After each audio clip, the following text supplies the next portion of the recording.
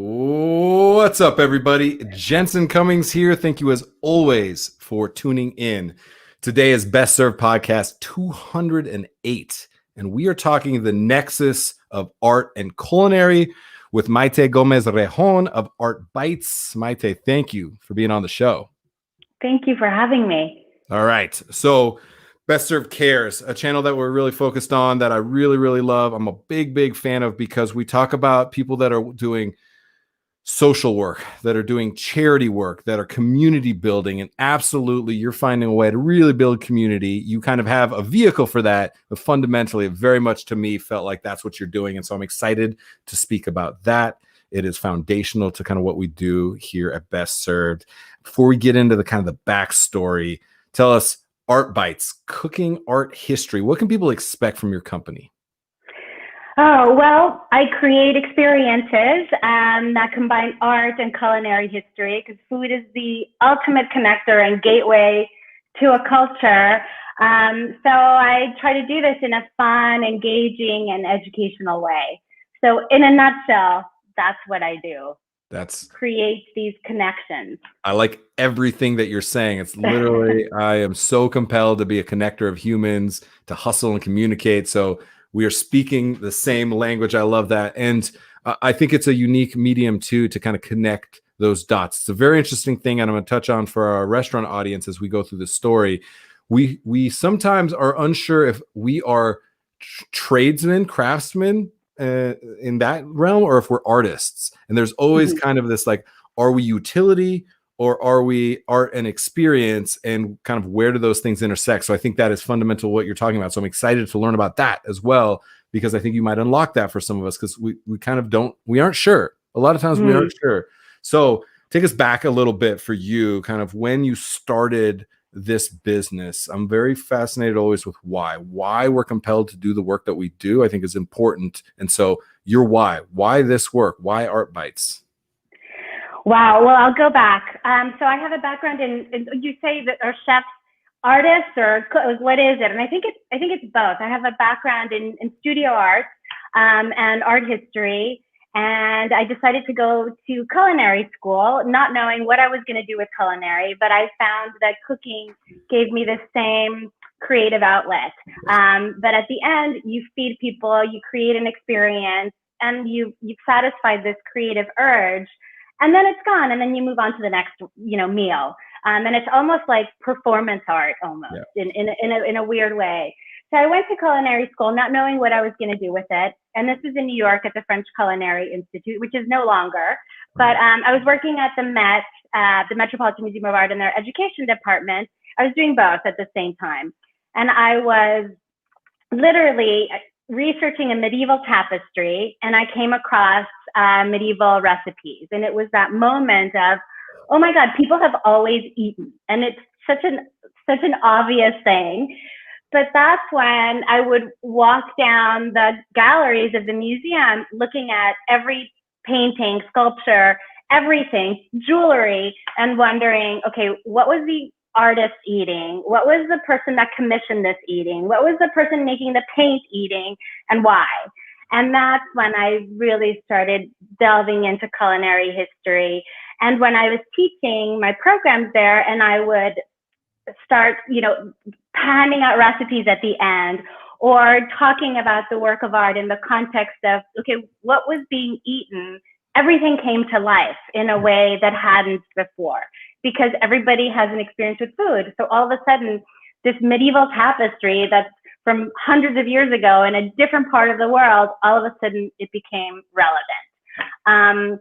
So that's how it started. It was just this aha moment. Oh yeah, people have always eaten. Well, of course they have, but what, how, when, all of that. You got me fired up in my core.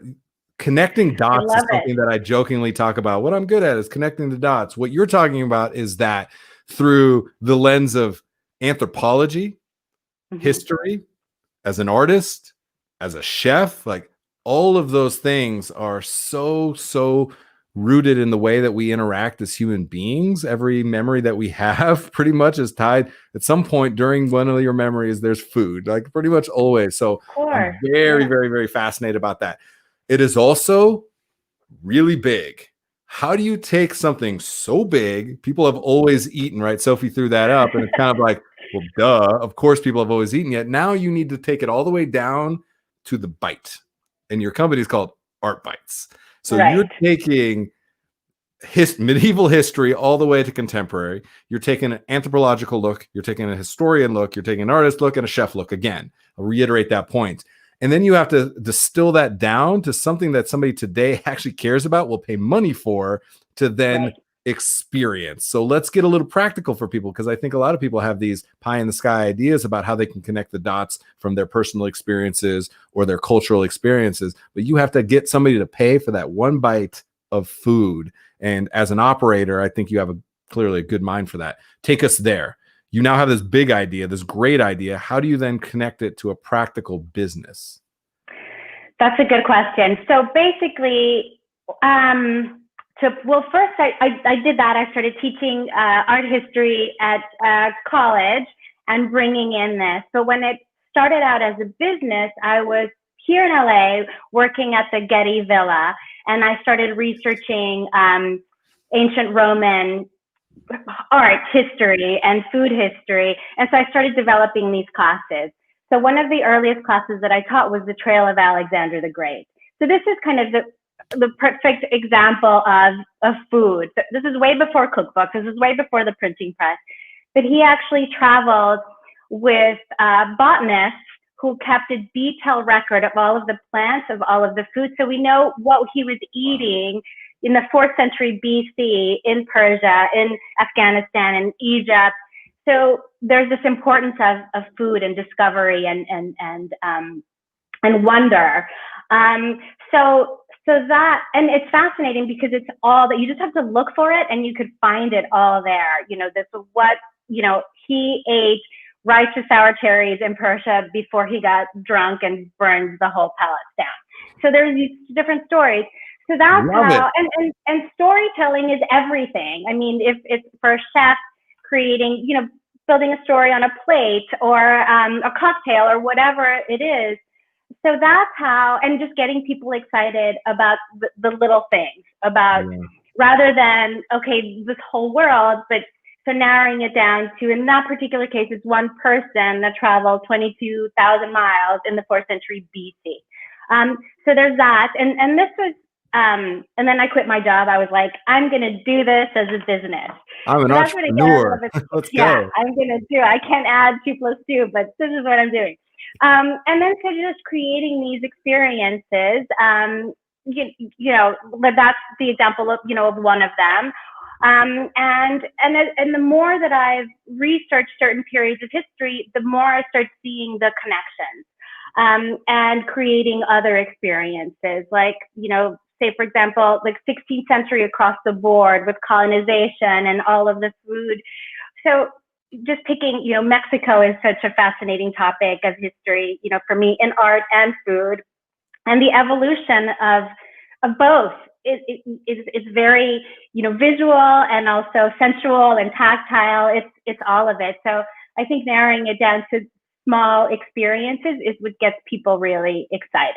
Let's go there. As well. I love this. You're painting an amazing picture for people. And I want to go, I want to take people there a little bit. So I want to experience Mexico. Mexico, for growing up in Southern California, spending a lot of time in Mexico, such an undervalued food culture in America. I cannot believe how little we understand or respect about Mexican cuisine. Mexican cuisine means one thing. Mexico, to me, is the second most diverse food culture behind China. China is just on a whole nother level.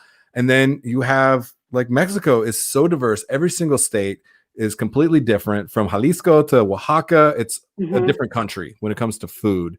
Yet we think of nachos, quesadillas as like, that's the representation of Mexican food. It makes me very sad in this moment, Maite, I have to tell you. So I want the Mexico experience, and let's talk very practical. Like, what is it going to cost me? We're gonna stream the website. I want people to go to the website. Like, take me on that journey, because I want that experience. And let's 2 parts.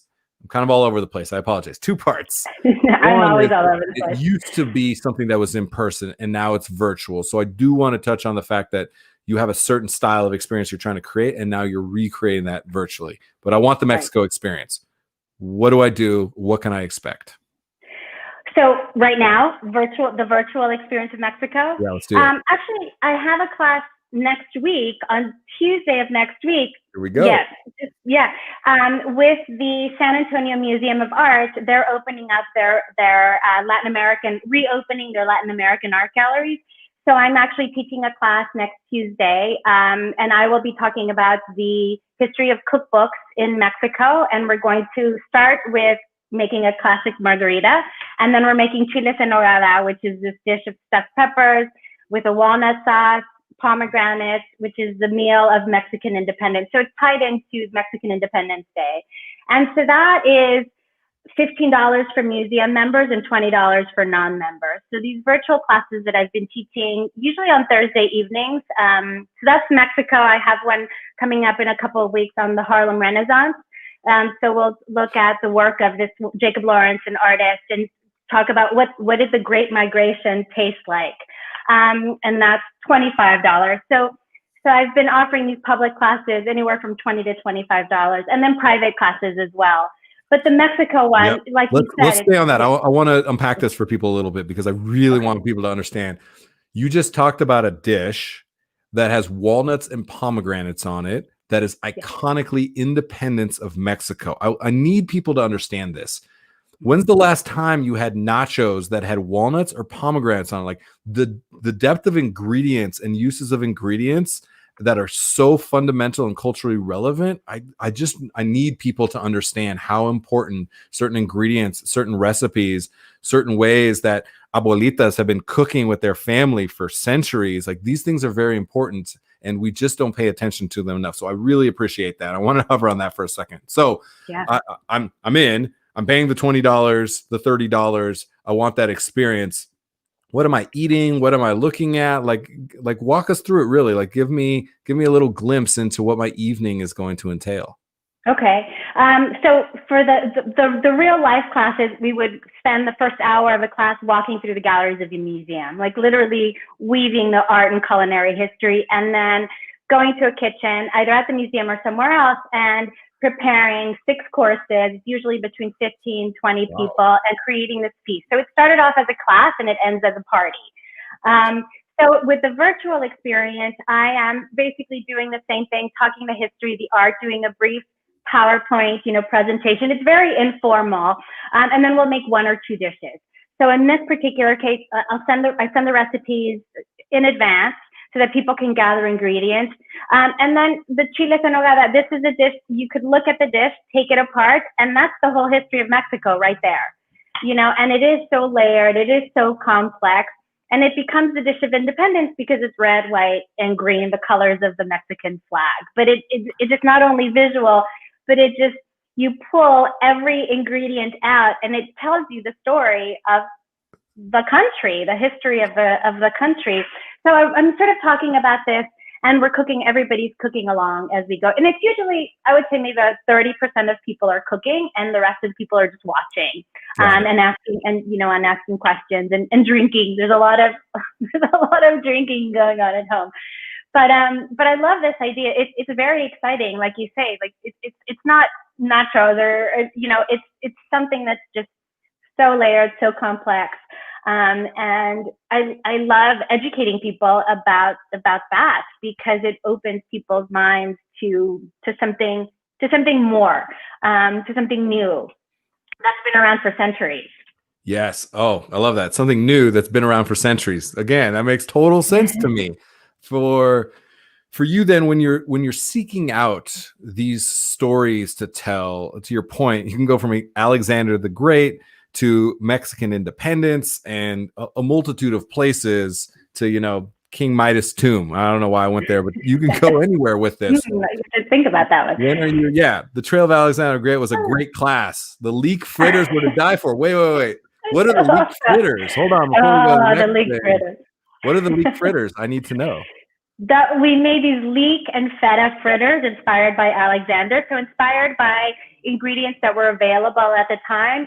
Leek and feta fritters filled with mint and dill was just amazing. It's one of my favorite one of my favorite dishes that I make actually a few times a month.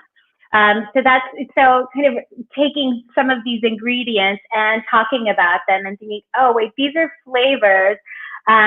The feta cheese, the leeks, these are things that would have been eaten. These are sort of recreating, what the ancient world may have tasted like, that kind of idea. And the smells, all of that. Like, oh, what was this? What was this like? Yeah. Maite, I need this. I need to know what the leek fritters that Alexander the Great was eating were. I don't care about anybody else right now. I'm getting super selfish. I need that. Where is that recipe? I will send you the recipe. All right, great. I think I have it on my website. I'm not sure if I think it's posted. I'm not sure. Otherwise, I will. Absolutely. Somebody find that recipe on the website. We need to make sure that people everywhere are making leek fritters, that this is the new in vogue food, is the leek fritter from Alexander the Great. That story, as somebody who's a storyteller, and puts on my marketing cap a lot and kind of connects those stories of the humans and the food and the experience. And this, to me, I can sell this all day long. I'm really excited. I get amped up to be now we're talking about culture and commerce and the intersection. I'm big on that. So, okay. Now I'm why don't you charge more money? That's what my entrepreneurial brain just went. Why don't you charge more money? This is so completely unique. People, oh, you found the fritters. That's great. The fritters have been found. Thank you. Yay. I appreciate that. So, I love it. So then how do you find these stories when you're thinking about this? Because there's so many different foods. Everybody's eaten, to your point. People have always eaten. Why Mexico makes sense with your own heritage. What are the other stories that you're looking for? How do you then find one where you go, Alexander the Great? Yep. People will care about that. And the food's amazing. Give me into your creative process a little bit, how you end up saying, this is a class that I'm going to teach. This is a food that I'm going to explore. Oh, that's a good question. Well, it depends. When I was doing the real life classes, a lot of it was dictated on whatever special exhibition was in town. So because you can attach yourself to almost any piece of art, because food is always relative to that. Food is always, exactly. Food is always. But now that I've been doing this online, it just can be anything. And it really, and often, I'll when people take my virtual classes, I always follow up with a reading list. If you want to learn more, because there's just so much information, and then I'll ask, well, what do you want to see? And so I've been teaching classes based on that, what people want to see. And the more that I've researched, the more that I've studied, there's stories everywhere. There's stories, really just everywhere. I just did one on Spain. We did a tapas. We started off, I talked about sherry, and then we made the pan con tomate, which is literally bread with tomato and garlic. And we made a shrimp dish, shrimp with garlic. And the Spanish food history is so intense. It's so dark, and it's all about religion and politics. Yeah. And because food is not apolitical. A lot of conquest. And death and just all of that. And so just everything has a story. You just have to scratch a little bit, and it's there.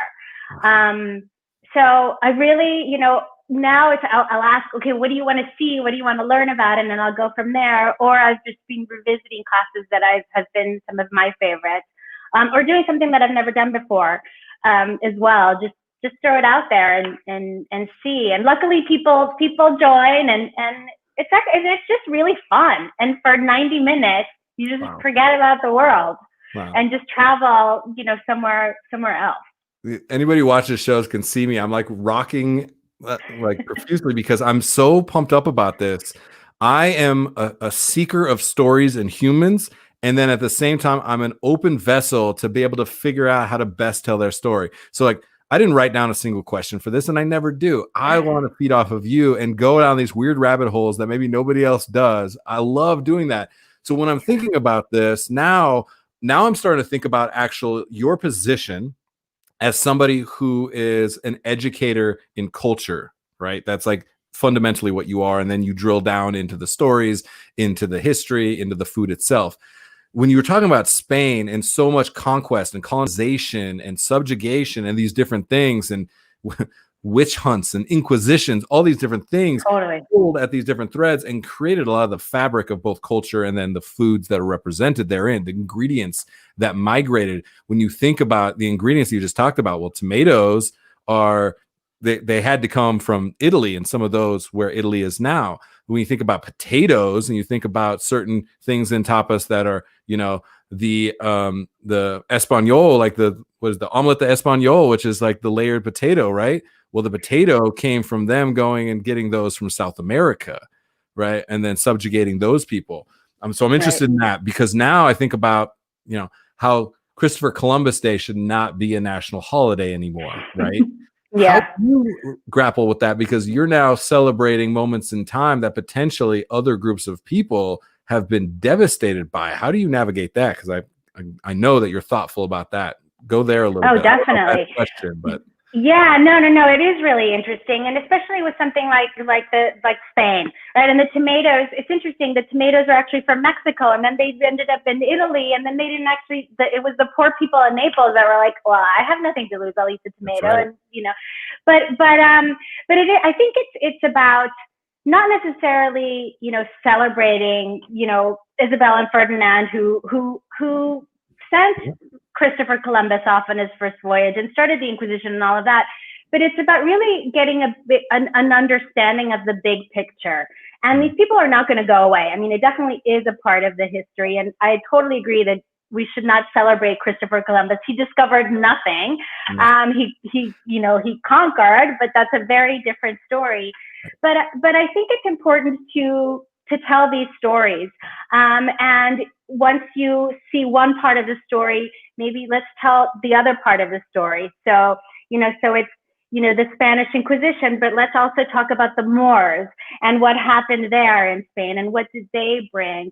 But really how everything is connected and nothing exists in a vacuum, you know, by itself. And I think it's just important to really, you know, tell these stories, not necessarily to celebrate, but to educate. I like that. I like all this a lot. Man, I wish we had 3 more episodes to dig into this. You and I are going to do some more work together. I know that we're going to find some thread to pull on. And then I'll find those people that are working in a restaurant now that have been making that dish for 3 generations and tell their story. And you tell the, I love it. Yeah. And I'm the queen of the rabbit hole. So we could go down these rabbit holes. The good thing is just you and me talking right now. We'll go down all these rabbit holes. I don't know if anybody else will care, but you and I will be thoroughly entertained and excited and educated at the end of it. This is why Steph Ferrari connected us. We had Steph Ferrari. Yes. On the first episode of Best Served on Film, which was our collaboration with the Flatirons Food Film Festival. We talked obviously about back to back Emmys with the Migrant Kitchen. And this show is built on good people connecting good people. Mm-hmm. And so I was like, Steph, who's somebody I need to talk to? And the very first person was you. And I said, yep, let's go. I don't know anything about you. I wasn't familiar with your work. I just knew that if Steph says you're somebody I need to talk to, I say yes. And now I am so fired up. So having somebody like Steph on your side, just a boss in the industry, such a good storyteller. When you and I are storytellers, she is absolutely like at another level. She's the queen. Yes. Talk about Steph Ferrari. I don't know. Again, I'm not asking you any questions. I'm just throwing things out there. No, Steph Ferrari is one of the most incredible people that I've ever met. And we very randomly met in a yoga class. I walked into class and the yoga teacher saw me walk in and she said, "Oh my God, I was just talking about you." She grabbed my wrist, pulled me to Steph Ferrari, who was on her mat, you know, getting ready before class. And she's like, we were just like, hi, very kind of awkward. We exchanged, you know, contact info. And then a couple of days later, we met for coffee and totally clicked, became fast friends. And now she's one of my dearest friends in the whole world. And the work that she does with Antonio, with, you know, Life Thyme and so many other people, they're incredible. And because it's all about storytelling. It's all about bringing, you know, voices, you know, giving people voices and giving people a platform. So I feel very lucky to have Steph Ferrari by my side. Awesome. All right. This is going to be like the Emmy acceptance speech where you have like 47 seconds to rip off all these amazing people's names. You're going to forget somebody, but you had a couple of people you want to highlight. And I just want to go quickly through like why some of these people are important. So if we just start throwing up banners of some of the people we mentioned. Yes, Jocelyn. Who's Jocelyn and why does she matter to you? Jocelyn Ramirez is amazing. She started a business called Todo Verde, and she just wrote a cookbook about basically it's a Mexican cookbook, but it's a vegan Mexican cookbook. So she goes back to kind of pre-conquest, foods. So she is doing amazing work. She's also very active in the community and community gardens. So she's very cool. Yes. There's here's what's going to happen. Yeah. Hold on. I know I said go quick, but now I got to pause on that for a second. Sophie's shaking her head at me. So we're going to start a channel within this called Best Served on Paper. Sophie is very excited about this because Sophie is a writer and very much is a huge fan, kind of a cookbook nerd for sure, cookbook junkie. And so we're going to have a show where cookbook authors basically guide me in one recipe, and I'm going to awkwardly cook their dish purely from them telling me what to do. Oh, cool. With only having the ingredients. We might even have somebody else buy the ingredients, so I never even touch anything until I get to cooking it. And now I'm thinking about this. I want to make Todo Verde vegan food on the show because that would be super cool. We're going to make that happen. I'm sorry, we're going down more rabbit holes, but that's going to happen. Cool. You heard it here first. We're going to make it happen. That's going to be an episode of Best Served on Paper. Awesome. And I'm going to cook some dishes from there. All right, quick. Who else we got? Maimouna Katan, Flavors from Afar. It's a restaurant that she actually opened the restaurant right when the lockdown happened, which is crazy. And she has the chefs that are cooking are all immigrants.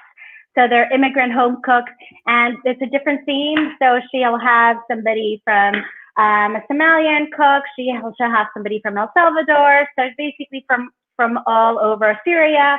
So it's immigrants from all over, and they have, so the menu is very international, and so it's all been takeout. But she also has a foundation that basically helps immigrants. So Maimouna Katan is amazing, and that's in LA, in Little Ethiopia. She's very inspiring. Both of these women are very inspiring. And yeah. I love it. All right, we're going to cut you off. This is amazing episode. We're going to end on that. That was so great. I love that we got to go high level. I love that we got to get into the weeds a little bit. This was so much fun. I really, really appreciate you kind of sharing this with us. And God, I'm so grateful. I'm just so grateful that I get to do this. And now I know you, and now we're going to do something together. And now I don't know Jocelyn, but we're going to do something together. Like, this is the whole reason I do this, is to continue to meet and be inspired by more and more people that are connected to food and beverage, hospitality, restaurants, all of it. So thank you so much for being on. Thank you so much. This was so much fun. Thank you so much. I can't wait to see what we do next. I know. Sophie is very excited behind the scenes. She's got jazz fingers right now. You guys can't see her. I always love embarrassing her. It's too much fun. Thank you so much for being on. You have a great day. Appreciate it. Thank you, Jensen. Thank you so much. All right, cheers. Bye. What a good episode. My energy was on another level today, people. I really, really appreciate this. This was a ton of fun. I'm just having a lot of fun on this show right now, getting to just experience new people, interesting things, and just kind of letting it rip with this. So again, Best Served Podcast 208, the nexus of art and culinary, with Maite Gomez-Rejón of ArtBites, and this channel again, Best Served Cares, where just really like highlighting people that are community building, that are bringing social equity to the forefront, that are in the charitable space. They're just the best people. And too often their stories are not celebrated to the level that they need to be. They don't have the acknowledgement that you all know is the bedrock of this show. So thank you, everybody, for letting us play a little bit. I felt like I was doing this the whole show, and just a ton of energy today. Thank you so much. Appreciate you all, as always, for tuning in. Cheers.